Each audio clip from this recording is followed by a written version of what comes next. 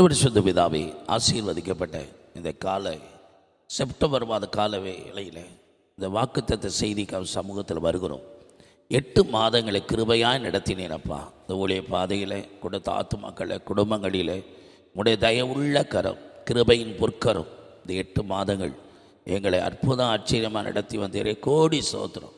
ஒரு மாதமும் இந்த வாக்குத்தத்தத்தை ஆன்லைனில் பார்த்து அதை சௌந்தரியத்து தேவனை மகிமைப்படுத்தி வருகிற ஒவ்வொருவருக்காக உடைய சமூகத்தில் வருகிறோம். ஆசீர்வதிங்க. இந்த மாதத்தின் வாக்குத்தத்தத்தை கேட்டு அதை விசுவாசத்தை சௌந்தரித்து கொள்ள உதவி செய்யும். இந்த வீடியோடைய இருக்கடிவனை ஆசீர்வதி. இயற்கை கால சாதகம் மக்கள் 2 தடையில்லாமல் கிடைக்கணும். பங்குற மக்கள் ஆசீர்வதியும். நானும் எனக்கு சிறுவன் என்னை பெருகும்படி ஒப்புக் கொடுக்குறோம். இயேசு கிறிஸ்துவின் ஜெபிக்கிறோம் நல்ல பிதாவே, ஆமென். அல்லேலூயா, அல்லேலூயா, அல்லேலூயா. வாசிக்கலாம். லூக்கா 8:46 இந்த மாதத்தின் வாக்குத்தத்தம். அதற்கு இயேசு, என்னிலிருந்து வல்லமை புறப்பட்டதை அறிந்திருக்கிறேன். என்னிலிருந்து வல்லமை புறப்பட்டதை அறிந்திருக்கிறேன். ஆதலால் ஒருவர் என்னை தொட்டது உண்டு. இந்த மாதம் ஆண்டுடைய வல்லமையே புறப்பட்டதை அறிந்திருக்கிற ஆண்டவர் தலான மக்கள் மத்தியில் இயேசு ஊழியம் செய்கிறாரு. அங்கே ஒரே ஒரு 12 வருஷம் பெருமாடுள்ள ஸ்திரீ இயேசுவின் வஸ்திரத்தையால் தொட்டாகிலும் சுகமாவேன் என்று விசுவாசித்து அவர் வஸ்திரத்தை தொட்ட உடனே வல்லமை புறப்பட்டது. அவள் அந்த கூட்டத்திலே அவள் மறைந்திருந்ததினாலே ஆண்டவர் தொட்டது யார் என்று கேட்டார். சீசர்கள் இவ்வளோ பேர் இருக்க தொட்டது யார் என்று நாங்கள் சொல்ல முடியும். இல்லை, என்னிடத்திலிருந்து வல்லமை புறப்பட்டதை அறிந்திருக்கிறேன் என்று சொன்னார். என்னை தொட்டது ஒருவர் உண்டு, ஒருவர் என்னை தொட்டது உண்டுங்கிறார்.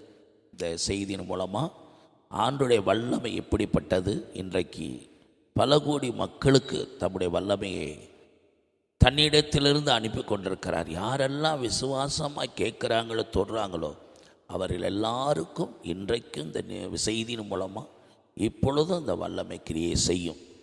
தொடர்ந்து ஒரு பாடலை கேட்டு பாடி அவரை மகிமைப்படுத்திவிட்டு தொடர்ந்து செய்தியை தியானிப்போம். கர்த்தர் மகிமைப்படுவாராக. கர்த்தர் நம்மோடு பேசுவாராக. ஆமென்.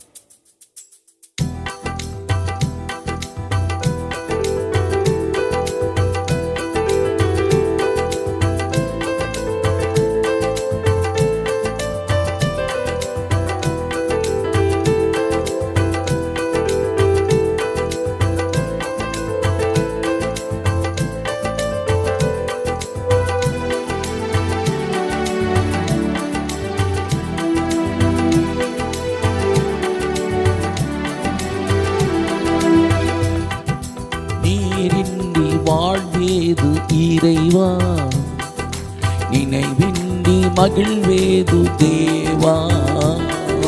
நீரின்றி வாழ்வேது இறைவா, நினைவின்றி மகிழ்வேது தேவா.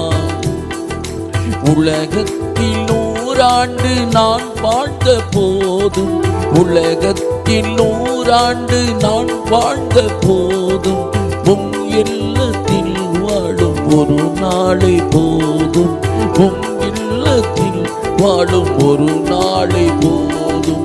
நீரின்றி வாழ்வேது இறைவா, நினைவின்றி மகிழ்வேது தேவா. நீரின்றி வாழ்வேது இறைவா, நினைவின்றி மகிழ்வேது தேவா. பல கோடி வார்த்தைகள் நான் கேட்ட போதும், இயேசுவே நீ பேசும் ஒரு வார்த்தை போதும். பல கோடி வார்த்தைகள் நான் கேட்ட போதும், இயேசுவே நீ பேசும் ஒரு வார்த்தை போதும். 1000 ஜீவன் உயிர் வாழுமே, 1000 ஜீவன் உயிர் வாழுமே. உம் வார்த்தையில் உண்டு அற்புதமே, உம் வார்த்தையில் உண்டு அற்புதமே. நீரின்றி வாழ்வேது இறைவா, நினைவின்றி மகிழ்வேது தேவா. நீரின்றி வாழ்வேது இறைவா, நினைவின்றி மகிழ்வேது தேவா. கள்ளுக்குத்தேரையை வைத்தவர் நீ, அதற்குள்ளும் ஜீவனை தந்தவர் நீ. கள்ளுக்குள் தேரையை வைத்தவர் நீ, அதற்குள்ளும் ஜீவனை தந்தவர் நீ. உமையண்டி அணுவேதும் அசையாதையா, உமையண்டி அணுவேதும் அசையாதையா. உம் துணையின்றி உயிர் வாழ முடியாதையா, உம் துணையின்றி உயிர் வாழ முடியாதையா. நீரின்றி வாழ்வேதும் இறைவா, உன் நினைவின்றி மகிழ்வேதும் தேவா. நீரின்றி வாழ்வேதும் இறைவா, உன் நினைவின்றி மகிழ்வேது தேவா. எத்தனை நன்மைகள் செய்தீரையா, எதற்கென்று நன்றி சொல்லி துதிப்பேனையா. எத்தனை நன்மைகள் செய்தீரையா, எதற்கென்று நன்றி சொல்லி துதிப்பேனையா. அத்தனையும் சொல்ல வேண்டும் என்றான், அத்தனையும் சொல்ல வேண்டும் என்றான். 1000 நாவுகள் போதாதையா, 1000 நாவுகள் போதாதையா. நீரின்றி வாழ்வேது இறைவா, உன் நினைவின்றி மகிழ்வேது தேவா. நீரின்றி வாழ்வேது இறைவா, உன் நினைவின்றி மகிழ்வேது தேவா. உலகத்தில் 100 ஆண்டு நான் வாழ்ந்த போதும், உலகத்தில் 100 ஆண்டு நான் வாழ்ந்த போதும், உன் இல்லத்தில் வாழும் ஒரு நாளை போதும், உன் இல்லத்தில் வாழும் ஒரு நாளை போதும். நீரின்றி வாழ்வேது இறைவா, உன் நினைவின்றி மகிழ்வேது தேவா. வார்த்தையை மகிமைப்படுத்தும் இந்த வாக்கு தத்தங்கள் அநேகருக்கு விடுதலை சமாதானத்தை கொண்டு வரும். இயேசு கிறிஸ்துவின் ஜெபிக்கிறோம் ஜீவனுள்ள பிதாவே, ஆமென். மறுபடியும் லூக்கா 8:46 வாசிக்கலாம். அதற்கு இயேசு, என்னிலிருந்து வல்லமை புறப்பட்டது அறிந்திருக்கிறேன். ஆதலால் ஒருவர் என்னை தொட்டது உண்டு என்று சொல்லுகிறார். இந்த சம்பவம் நாம் அடிக்கடி நாம் தியானித்திருக்கிறோம். இந்த வார்த்தைகளை, இந்த வாக்குத்தத்தங்களை நம்ம கேட்டிருக்கிறோம். வேத வசனம் சொல்லுகிறது, இந்த 12 வருஷ பெருமாள் மேலே உள்ள வசனத்தை படிமா.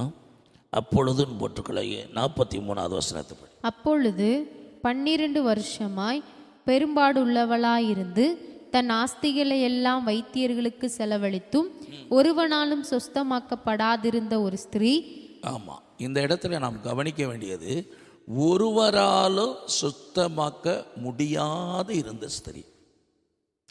இந்த வாக்குத்தத்தத்தை நாம் தியானிப்பதற்கு முன்னதாக, இந்த உலகத்தில் யாரெல்லாம் செய்ய முடியாததோ அதைத்தான் கர்த்தராகிய இயேசு, அவர் நம்முடைய சிருஷ்டிகர்த்தர், அவர் தான் இரட்சகர். இந்த உலகத்தில் செய்ய முடிகிற காரியங்களை செய்தால் ஆண்டவருடைய வல்லமை பெரியதென்று அறிய முடியாது.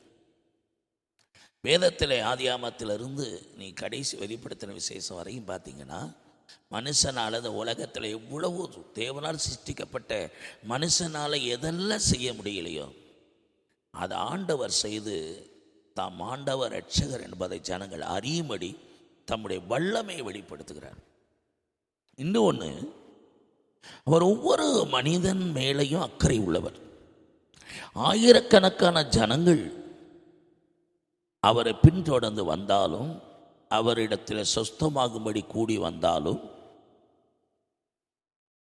ஆண்டவர் இந்த ஒரு மனுஷிக்காக தேவன் அவருடைய வாழ்க்கையை கரிசனை அக்கறை உள்ளவராக இருந்தார். நான் எகிப்து கானான் நம்ம பிரயாண பாதையை தியானித்து கொண்டிருக்கிற வேளையில் ஏலிமில் 12 நீரூட்டு இஸ்ரேல் 12 கோத்திரம் 70 பேரீச்ச மரம், 12 கோத்திரம் 70 குடும்பங்கள் இருக்குது. ஒவ்வொரு குடும்பத்துக்கு ஒரு பேரீச்ச மரம், ஒவ்வொரு கோத்திரத்துக்கும் ஒரு நீரூற்றை கொடுத்து ஒவ்வொரு மனிதனுடைய வாழ்க்கையிலும் தேவன் அக்கறை உள்ளவர். அதான் ஏழையும்ல அந்த பாளையம் இறங்கின அந்த இடத்துல தேவன் கற்றுக் கொடுத்த பாடம். அங்கே தான் எஸ்தரை குறித்து லட்சம் ஜனங்கள் பாபிலோனில் சிறையடிக்கப்பட்டு போனாலும் அங்கே தாய் தகப்பன் அற்ற ஒரு எளிமையாய் வாழ்ந்த எஸ்தர் வாழ்க்கையின் கரிசனை உள்ளவராக இருந்து மிருது செடி என்ற கோடை காலத்தில் மலர வேண்டியவளை மாரிக்காலங்கிற மழை காலத்தில் மலர செய்தார்.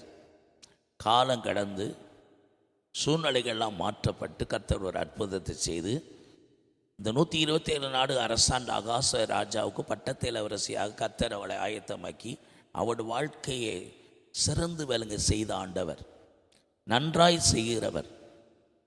அப்போ ஒவ்வொரு மனிதனுடைய வாழ்க்கையில் லட்சம் ஜனங்கள் சிறைப்பிடிக்கப்பட்டு பாபிலோன் தேசத்தில் இருந்தாலும் அந்த ஜனங்கள் சிறையிழிப்புகளில் இருக்கிற ஒவ்வொரு மனுஷங்களையும் தேவ பிள்ளைகளை குறித்து அக்கறை உள்ளவர். இந்த செய்தியை கேட்குற, இந்த வாக்குத்தத்தத்தை கேட்குற நம்ம வாழ்க்கையில் நம்ம ஒவ்வொருவருடைய வாழ்க்கையும் அவரை கரிசனை உள்ளவர், அக்கறை உள்ளவர். அதை விளங்கி கொள்ளுங்க. ஒவ்வொருவருடைய வாழ்க்கையும் ஆண்டவர் கவனம் வைத்து நம்மளை விடுதலை கொடுத்து ஆசீர்வதிக்கிற தேவன். அதனால் நம்முடைய காலம் அவருடைய வேலை வரும் வரைக்கும் பொறுமையோடு காத்திருங்க. இந்த 12 வருஷம் பெருமையுள்ள ஸ்திரீ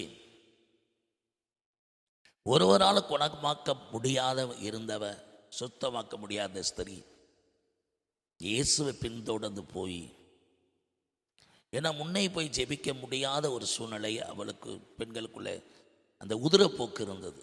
12 வருஷ காலம் நியாயப்பிரமாணத்தின்படி அவள் தீட்டுப்பட்டவ. அப்படி சூழ்நிலை தான் 7 நாள் விளக்கப்பட்டிருக்கணும். அவர் வஸ்திரத்தை தொட்டால குளித்து சுத்தமாகணும். அவள் இருக்கிற உட்கார இடம் சுத்திகரிக்கப்படணும். இப்படிப்பட்ட புறக்கணிக்கப்பட்ட நியாயப்பிரமாணத்தின்படி தள்ளப்பட வேண்டி யாரையும் தொட முடியாது. இவளும் யாரை தொட்டாலும், மற்றவர்கள் அவளை தொட்டாலும் அவங்களும் சுத்திகரிக்கணும். இப்படிப்பட்ட பிரமாணத்துக்கு படி அவள் அந்த இடத்துல தகுதியை இழந்தவள். ஒன்று, எல்லா மருத்துவங்களும் கையை கழுவின சூழ்நிலை. 2வது, ஆண்டவரை நெருங்க முடியாத நிலைமை. இந்த செய்தியை எத்தனையோ முறை நம்ம கேட்டாலும் இன்றைக்கு நாம் சிந்திக்க வேண்டியது 2 காரியங்கள். அவ ஆண்டவரை நெருங்க முடியாதவ, அங்கிட்ட மருத்துவரால் கைவிடப்பட்டவ. மருத்துவம் கைவிட்டுச்சு, ஆஸ்தி எல்லாம் செலவழிச்சாச்சு. ஒருவரால் குணமாக்க முடியாத அவ்வளோதான் அவளுக்கு. மருத்துவத்தில் அவளுக்குன்னு சுகம் கிடைக்காது. அவளுடைய வியாதிக்கு மருந்து இல்லை, அப்படியே ஒரு நிலை. இன்னொரு பக்கம் ஆண்டவரை நெருங்க முடியாத, இங்கிட்டு சட்டம் தடுக்குது, அங்கே மருத்துவம் வெறுக்குது. இந்த நிலையில் காணப்பட்ட அந்த ஸ்திரீ, இவளுடைய விசுவாசம் அவர் பின்னாடி போய் அவர் வஸ்திரத்தை இவத்தோடன்னு நினைச்சான். ஆண்டவர் வஸ்திரத்தை தொட்ட உடனே அந்த பரிசுத்த வல்லமை, அவருடைய வஸ்திரத்தின் மகிமை என்ன? ரட்சிப்பின் வஸ்திரம், வார்த்தை என்ற நாமமுடைய வாசிகளாம். வெளிப்படுத்திய விசேஷம் 19 அந்த வஸ்திரத்தினுடைய மகிமை என்ன? இயேசுவின் வஸ்திரத்தில் என்ன வல்லமை அடை? 19:13 இரத்தத்தில் தோய்க்கப்பட்ட வஸ்திரத்தை தரித்திருந்தார். அவருடைய நாமம் தேவனுடைய வார்த்தை என்பதே. அவருடைய வெளிப்படுத்த விசேஷத்தில் சொல்லப்படும் போது வஸ்திரத்தில் தோய்க்கப்பட்ட வஸ்திரம். அடுத்து 16 ராஜாதி ராஜாவும் கர்த்தாதி கர்த்தர் என்ற நாமம், அதிலேயே வார்த்தை என்ற நாமம் உடையன்னு 13 சொல்லுது. 16 ராஜாதி ராஜா கர்த்தாதி கர்த்தர் அந்த வஸ்திரத்தில் எழுதப்பட்டதாம். இப்படிப்பட்ட ஒரு வஸ்திரத்தை தரித்தவர், நீதியின் வஸ்திரம், ரட்சிப்பின் வஸ்திரம். இப்படிப்பட்ட வஸ்திரத்தின் வல்லமையை ஆண்டவர் எப்படிப்பட்ட வல்லமை உடையவர்! அவர்கிட்ட மாத்திரமல்ல, அவர் உடுத்தியிருந்த வஸ்திரத்திலேயும் வல்லமை இருந்தது. இரத்தத்தால் தோய்க்கப்பட்ட வல்லமை. வஸ்திரம், நம்மலாம் சோப்பு போட்டு துவைக்கிற வஸ்திரத்தை போட்டிருக்கிறோம் அழுக்கு நீக்க. அவர் பாவ அழுக்கு நீக்க நமக்காக பரிசுத்த இரத்தத்தினாலே அது சிந்தி துவைக்கப்பட்ட வஸ்திரம். நமது பாவங்களெல்லாம் சுமந்து தீர்த்து அவருடைய இரத்தத்தினால் அந்த வஸ்திரம் துவைக்கப்பட்டது. நம்முடைய பாவம் அவரை அழுக்காயான வஸ்திரமாக்கினது. அவருடைய இரத்தம் அந்த பாவ அழுக்கை நீக்கிருச்சு. அது இரத்தத்தில் தோய்க்கப்பட்ட வஸ்திரம், வார்த்தை என்ற நாமமுடைய வஸ்திரம், ராஜாதி ராஜாவும் கத்தாதி கத்தர் என்ற அந்த வல்லமை தொட்ட உடனே அந்த வார்த்தையின் வல்லமை அவளுக்குள்ள ஒரு சுகத்தை கட்டளையிட்டது. அதனால தான் திரளான ஜனங்கள் 1000 பேர் இருந்தாலும் ஒருவர் என்னை தொட்டது உண்டுட்டார். அந்த ஒருவருக்கு அப்படின்னா என்ன அர்த்தம்? அந்த ஒரு மனுஷனுடைய வாழ்க்கை கரிசனை உள்ளவர். இந்த செய்தியை கேட்குற உங்கள் வாழ்க்கையில கூட எல்லாமே கை கழுவப்பட்ட நிலையில் இருக்கலாம். உங்களால் எல்லா நிலைமையும் அடைக்கப்பட்டு உங்களால் இந்த பிரச்சனையை தீர்க்க முடியல, வியாதியை குணமாக்க முடியல, என் திருமண காரியம் என்னை நடக்காது, காலம் தவறி போயிடுச்சு, வயது சென்றுச்சுன்னு சொல்லிட்டாங்க, குழந்தை பிறக்கிறதுக்கு நீ வாய்ப்பே இல்லைன்னு மருத்துவம், என்னுடைய வயது சென்றுச்சு, இந்த நிலைமையெல்லாம் நீங்கள் யோசித்து கொண்டு இருந்தாலும் கர்த்தருடைய வார்த்தை அதுதான். அவளை நெருங்க முடியாத தடை, வெறுத்து விட்ட மருத்துவம். ஆனால் இவளுடைய விசுவாசம் அவருடைய வஸ்திரத்தின் மேலே கை வச்ச உடனே வல்லமை போறப்பட்டது. அந்த வல்லமை வெளிப்பட்டது. அவளுக்கு சுகம் கிடைச்சது. வாழ்க்கையில் பெரிய மாற்றத்தை கொடுத்தார். சட்டம் உன்னை தடுத்தாலும், உலகத்தின் எல்லா முயற்சிகளும் கைவிடப்பட்டாலும், அவளுடைய பிரயாசத்தின் பலன் ஒரு வெற்றியை கொடுத்ததை தவிர தோல்வியை சந்திக்கலை. உங்கள் விசுவாசம்தான் உலகத்தை ஜெயிக்கிற ஜெயம். அவருடைய விசுவாசம் அந்த வியாதியின் வல்லமையை ஜெயிச்சிருச்சு. இதை கேட்குற அருமையான கர்த்தருடைய பிள்ளைகளை, இயேசுவிடத்தில் உங்கள் விசுவாசத்தை வச்சு வாங்க, அவருடைய வல்லமை போகும். நீங்கள் எந்த அளவுக்கு அவரை விசுவாசிக்கிற அந்த வல்லமையை போங்க. மற்றவங்களை காப்பி அடிக்காதீங்க. உங்களுக்குள்ள என்ன விசுவாசம் இருக்கு, அந்த விசுவாசத்தோடு இயேசுவின் வஸ்திரத்தை தொடுங்க. அந்த வார்த்தையை விசுவாசிங்க. அவருடைய வல்லமை உங்களுக்கு வெளிப்படும். ஆயிரக்கணக்கான பேர் நெருக்கி இருந்தாலும் ஒரே ஒரு நபர் வாழ்க்கை தானே அங்கே மாற்றம் நடந்தது. காரணம், ஆயிரக்கணக்கான பேரும் இயேசு தொடுவேன்னு விரும்பினாங்க. ஒரே ஒருத்தி தான் நான் அவரை தொடுவேன்னு சொன்னான். எல்லாரும் அவர் கரை வைக்க வேண்டும் விரும்பினாங்க.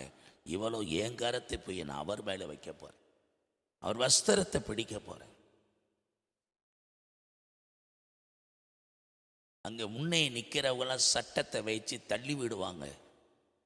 அதனால தான் பின்னே வந்து அவர் வஸ்திரத்தை தொட்டேன். முன்னே நடக்கிறவங்கெல்லாம் தள்ள தான் செய்வாங்க. பத்திமை கூப்பிடும் போது முன்னே நடக்கிறவங்க தான் தடை செஞ்சாங்க, சத்தம் விடாதே. நாங்கள் இவளுக்கும் தெரிஞ்சிச்சு, முன்னே போனா அவளை புறக்கணிச்சிருவாங்க, இங்கே வராதேன்னு சொல்லிடுவாங்க. முன்னே நிற்கிறவர்கள் இவளை வராதேன்னு சொல்லுவாங்கன்னு சொல்லி தான் பின்னே நின்று இயேசுவை தொட்டா. அவருடைய விசுவாசம் அவளுடைய வாழ்க்கையே மாற்றிருச்சு, நோயவே நீக்கி விட்டுருச்சு. அதுக்கு பிறகு நம்ம வாசிக்கிறோம், அவர் தொட்ட காரணத்தையும்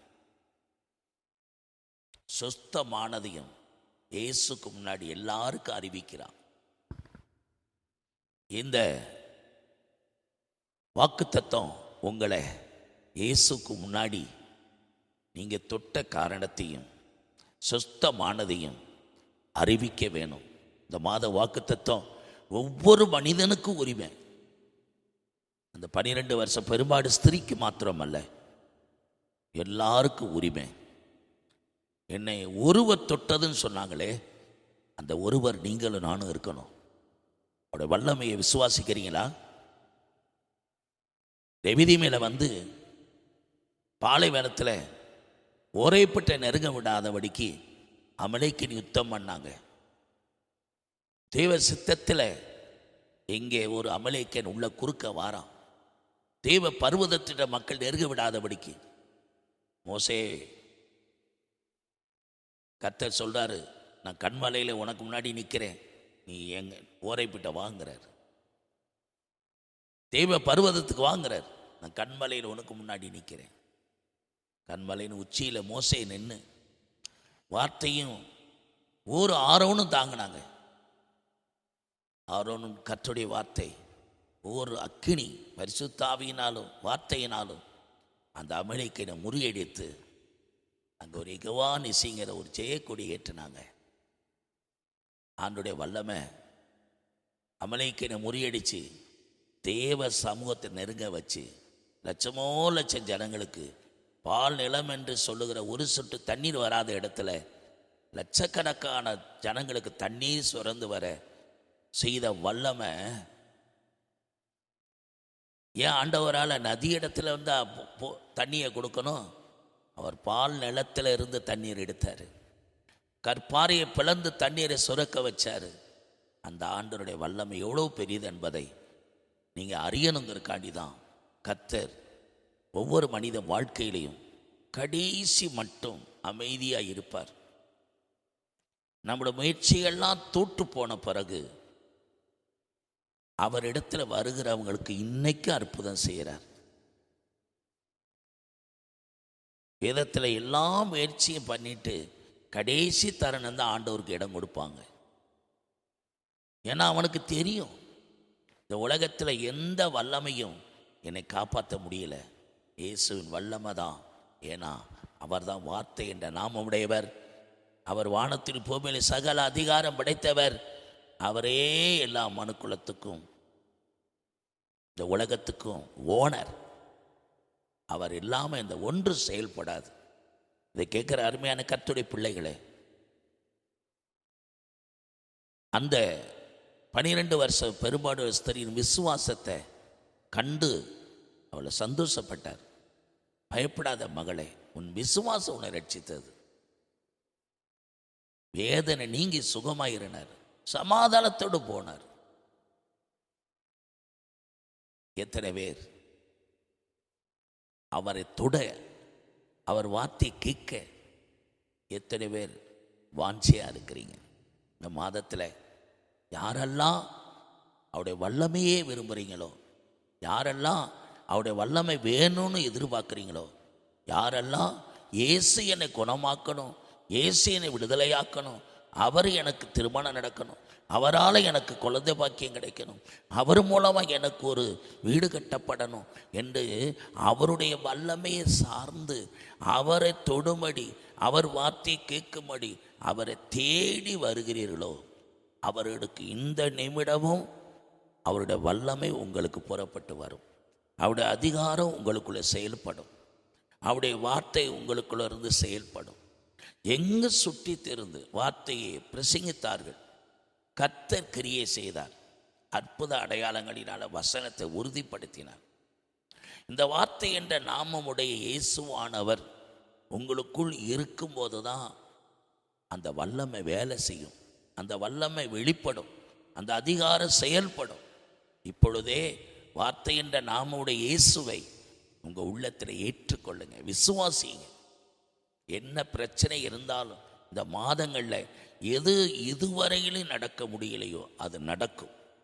இதுவரையிலும் தடைப்பட்ட காரியத்தை இந்த மாதத்தில் ஆண்டவர் சொல்றார், என்னிடத்தில் இந்த வல்லமை புறப்பட்டதை அறிந்திருக்கிறேன், உனக்காக என் அதிகாரம் செயல்படுவதை நான் அறிந்திருக்கிறேன், உனக்காக என் வல்லமை உன்னிடத்தில் செயல்படுவதை நான் அறிந்திருக்கிறேன், என்னை தொட்டது ஒருவர் உண்டு என்று 12 பெரும்பாடுள்ள ஸ்திரீயை அந்த கூட்டத்தில் கண்டுபிடித்தவராலே இன்னைக்கும் அவருடைய வல்லமை நமக்குள் செயல்படுவதை அவர் அறிந்திருக்கிறவராய் இருக்கிறார். நீங்கள் அவரை விசுவாசமாக உண்மையாய் அவரை தேடுவீர்களானால், அந்த வார்த்தையை விசுவாசிப்பீர்களானால், அவருடைய வஸ்திரத்தை தொடுவீர்களானால், நிச்சயமாகவே இந்த செய்தியின் வேளையிலே உங்களுக்கு கர்த்தர் ஒரு அற்புதத்தை செய்வார். அந்த அற்புதம் நடந்த பிறகு அந்த 12 வருஷ பெரும்பாடு ஸ்திரீ அவர் தொட்ட காரணத்தையும் சுஸ்தமானதையும் இயேசுக்கு முன்னாடி எல்லாருக்கும் அறிவித்தது போல நீங்கள் அறிவிக்கணும். தொட்ட காரணத்தையும் நீங்கள் சொல்லணும், சுஸ்தமானதையும் சொல்லணும். ஏன்னா அவர் அறிந்திருக்கிறார். இந்த மாதம் முழுவதும் இந்த செய்தி கேட்குற ஒவ்வொருவருடைய வாழ்க்கையும் அவர் வல்லமை புறப்பட்டதை அறிந்திருக்கிறேன்னு சொல்லுகிறார். அப்படின்னா இந்த செய்தியின் மூலமாக உங்களுக்குள்ள அதிகாரம் செயல்படும் என்பதை நான் அறிந்திருக்கிறேன். அதனால என்னை தொட்ட அந்த பெரும்பாடு ஸ்திரீ மாத்திரமல்ல, நீங்கள் ஒவ்வொருவரும் என்னுடைய வல்லமையினாலே நீங்கள் ஆசீர்வாதத்தை பெறுவீர்கள் என்று கர்த்தர் வாக்குத்தத்தம் கொடுக்கிறார். ஆனால் இந்த செய்தியின் மூலமாய், இந்த வாக்குத்தத்தத்தின் மூலமாய் கேட்கிற ஒவ்வொருவருடைய வாழ்க்கையிலும் A to Z 100% இந்த செய்தியை கேட்கிற வாழ்க்கையில் அவருடைய வல்லமை வெளிப்படும். அவருடைய வல்லமையினாலே ஒரு விடுதலை, சமாதானம், ஒரு தெய்வீக ஆசீர்வாதத்தை சுதந்திரித்துக் கொள்வீர்கள். நிச்சயமாக அந்த பெரும்பாடுள்ள ஸ்திரீ இயேசுக்கு முன்னாடி வந்து தொட்ட காரணத்தையும் சுஸ்தமானதை அறிவித்தது போல இந்த மாதத்தில் அவருடைய வல்லமை உங்கள் வாழ்க்கையில் செயல்பட போகிறது. அற்புதங்களை, அதிசயங்களை நடத்த போகிறது. ஆனால் அந்த பெரும்பாடுள்ள ஸ்திரீ சொன்னது போல தொட்ட காரணத்தை நீங்கள் சொல்லணும், சுஸ்தமானதை அறிவிக்கணும். அப்பொழுது தான் கர்த்தர் உங்களை ஆசீர்வதித்து தம்முடைய நாமத்தை மகிமைப்படுத்துவார். ஜெபிக்கிறேன். நல்ல பிதாவே, நன்றி செலுத்துகிறோம். இந்த செப்டம்பர் மாதம் என்னிடத்திலிருந்து வல்லமை புறப்பட்டதை அறிந்திருக்கிறேன். ஒருவர் என்னை தொட்டது உண்டு அப்படிங்கிறார். இந்த செய்தியின் மூலமாய் யாரெல்லாம் அந்த எல்லா வைத்தியரால் சுத்தமாக்கப்படாத இருந்த அந்த ஸ்திரீ இயேசுவின் வஸ்திரத்தை தொட்ட மாத்திரத்தில் உடைய வல்லமை புறப்பட்டு அவளை குணமாக்கினது ஆண்டவரே. அந்த வல்லமை புறப்பட்டதை நீர் அறிந்தவராக இருக்கிறேன். என்னை தொட்டது ஒருவர் உண்டு என்று சொன்னீரே. இந்த வாக்குத்தத்தத்தின் மூலமாய் இப்பொழுதே அவர்கள் உடைய வார்த்தையை கேட்டு விசுவாசித்து உடைய வஸ்திரத்தை தொடுகிற இந்த நிமிடமே அவர்களுக்கு வார்த்தையின் வல்லமையினாலே ஒரு அற்புதத்தை செய்து அப்படி நாமத்தை மகிமைப்படுத்துங்க. இந்த வாக்குத்தத்தத்தை கேட்குற 100% அவர்களுடைய வல்லமையை ஆண்டவரை சரீரத்திலேயோ வாழ்க்கையிலேயோ அனுபவித்து அவர்கள் பெற்ற நன்மைகளை சாட்சியை உமக்கு முன்னாடி சொல்லும்படி தொட்ட காரணத்தையும் சுஸ்தமானதையும் அந்த பெரும்பாடுள்ள ஸ்திரீ சொன்னது போல இவர்களையும் சபையில் தொட்ட காரணத்தையும் சுத்தமானதையும் அறிவிக்கிறவர்களாக இந்த அற்புத வல்லமை இந்த மாதத்தில் கிரியை செய்ததற்காக நன்றி, கோடான கோடி நன்றி. ஸ்தோத்திர பலிகளை ஏறெடுத்து இந்த வாக்குத்தத்தத்தை நீ மகிமைப்படுத்தினதற்காக நன்றி செலுத்தி இந்த வாக்குத்தத்த செய்தியை நிறைவு செய்கிறேன். இயேசு கிறிஸ்துவை ஜெபிக்கிறோம் நல்ல பிதாவே. என் ஆத்துமாவை கர்த்தரை ஸ்தோத்திரம், என் முழு உள்ளமை கர்த்தரை பரிசுத்த நாமத்தை ஸ்தோத்திரம். ஆத்துமாவை கர்த்தரை ஸ்தோத்திரம். கர்த்தர் செய்த சகல உபகாரம் மறவாதே. இயேசு கிறிஸ்துடைய கிருபையும் தாவீதின் அன்பும் பரிசுத்தானின் பாதுகாப்பு பராமரிப்பும் இயேசு கிறிஸ்து வருவ நிலைத்திருந்து காப்பதாக. ஆசீர்வதிக்கும் தேவன் நம்மை ஆசீர்வதித்தாரே. துதி ஸ்தோத்திரம் இயேசுநாதா, துதி உமக்கே என்றுமே. ஆசீர்வதிக்கும் தேவன் நம்மை ஆசீர்வதித்தாரே. கர்த்தர் ஆசீர்வதித்துக்காக கடவர் முகத்தை பிரசன்னமாக்க கடவர். அல்லேலூயா, அல்லேலூயா.